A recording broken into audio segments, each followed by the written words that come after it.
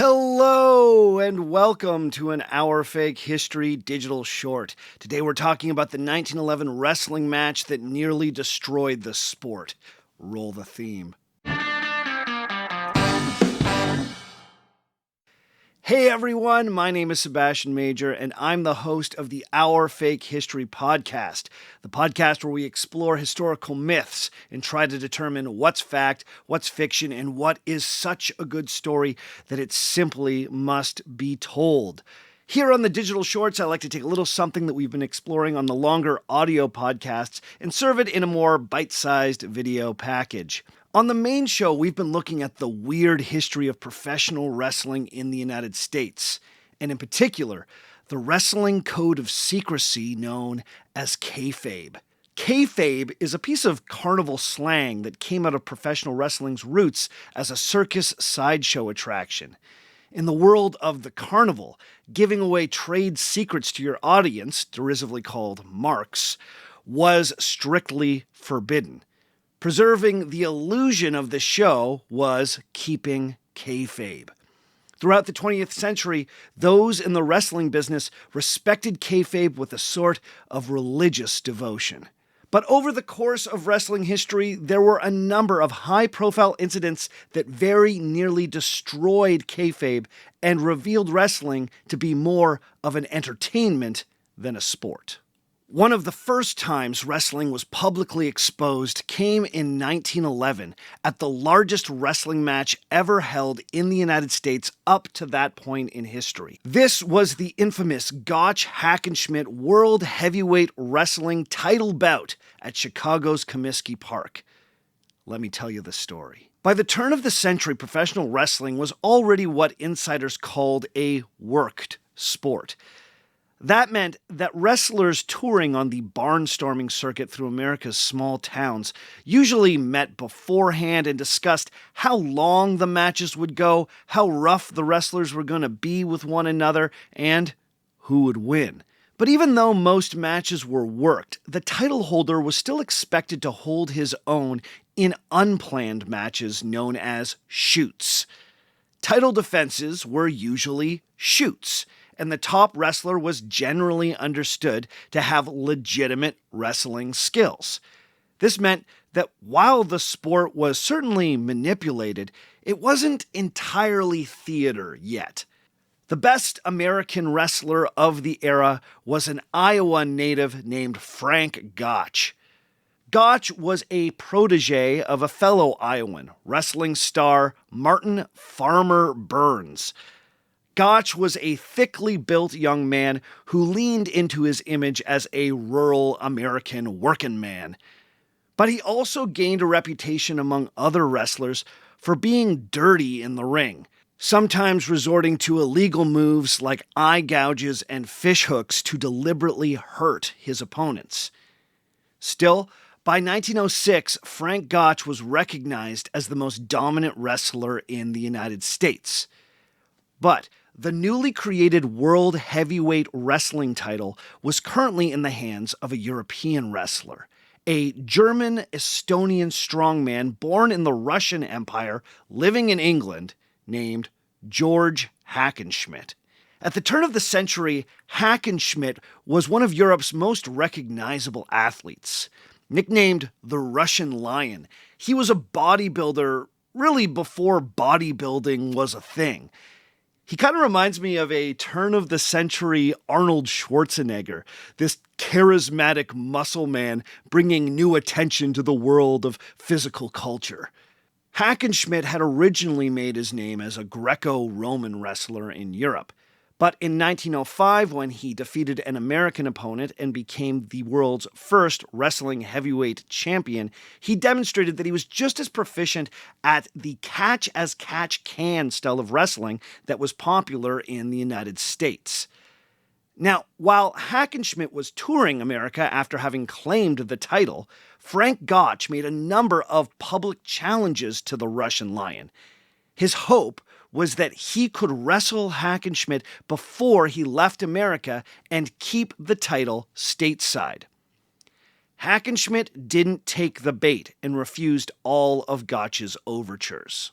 The Russian Lion returned to England, where over the next 3 years he went undefeated against all the European opponents who challenged him.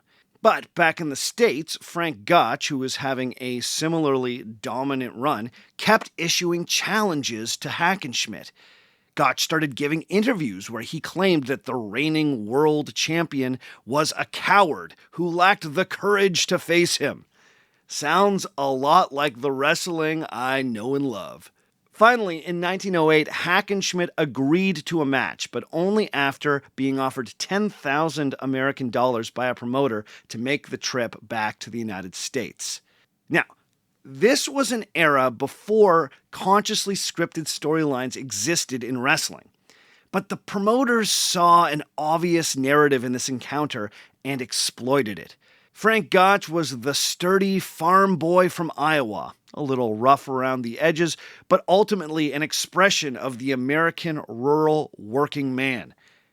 Hackenschmidt was the mannered European, easily presented as stuffy, overly cultured, imperious, and contemptuous of America. American good old boy versus foreigner who hates America. Sounds familiar.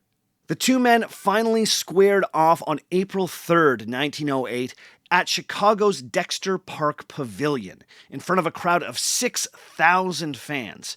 Now, Gotch's strategy was to come out early with some dirty tactics he knew would catch the European off guard, including gouging at his eyes.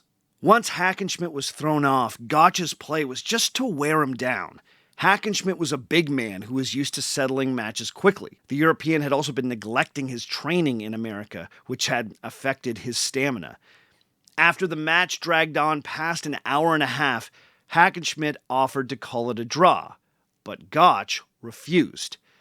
Finally, after 2 hours, Hackenschmidt conceded the match and the world title went to the American. Now, in the immediate aftermath of the match, Hackenschmidt was quoted as saying, quote, "Gotch beat me and I have to acknowledge it," end quote. However, in the following months after the Russian Lion returned to England, he started giving interviews where he claimed that the fight with Gotch had not been a fair contest. Specifically, he accused Gotch of illegally oiling himself up before the match. He would tell the Manchester News, quote, "Gotch was so oily, it was impossible to get hold of him, and handling him was like coping with a well-buttered eel," end quote. All this talk of Gotch cheating, of course, created fertile ground for a rematch, and it could not have been scripted better. The rematch finally came in 1911.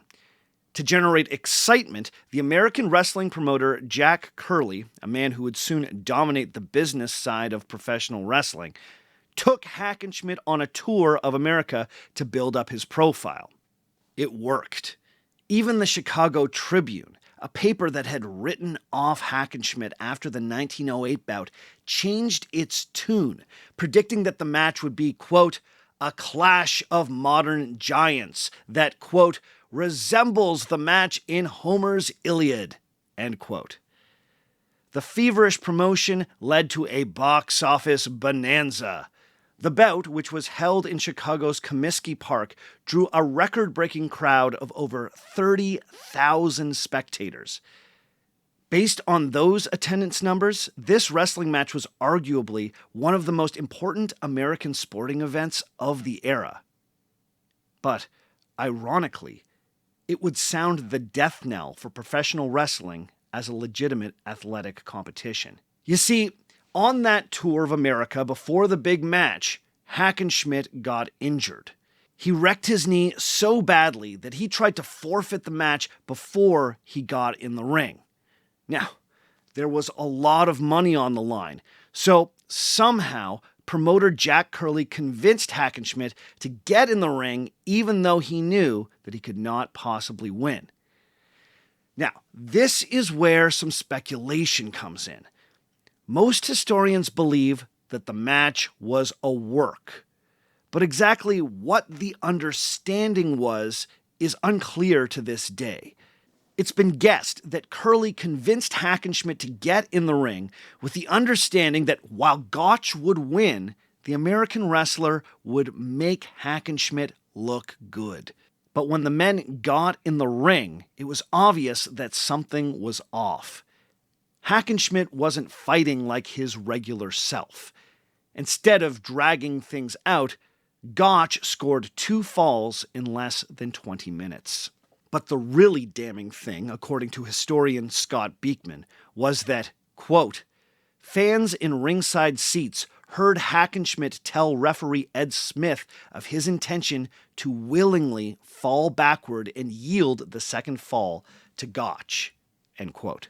Fans who had been promised a clash of modern giants got an unimpressive, short fight where it was clear that some sort of collusion had taken place. 30,000 fans screamed in disgust. It was obvious that the match was rigged.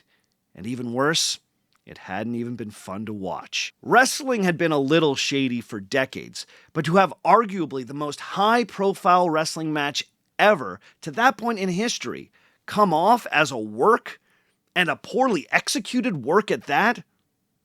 Well, that was hugely damaging for the perception of the sport. According to historian Scott Beekman, this event, quote, destroyed much of the remaining public faith in wrestling, end quote. So you would think that that would be it. The jig was up in 1911. Everyone knew that wrestling was fake. Kayfabe had been obliterated in front of 30,000 paying customers at Chicago's Comiskey Park. Hadn't it? Well, maybe not.